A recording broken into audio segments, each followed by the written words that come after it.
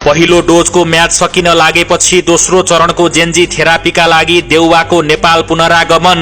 देश सकेकाहरू अब कांग्रेस सक्ने होडमा कसिएका छन्। हो दर्शकबिन, नेपालमा जस्तो जेन्जी थेरापी विदेशमा कतै पनि नपाएपछि नेपाली कांग्रेसका निवर्तमान सभापति शेरबहादुर देउवा अन्तत नेपाल नै फर्किएका छन्।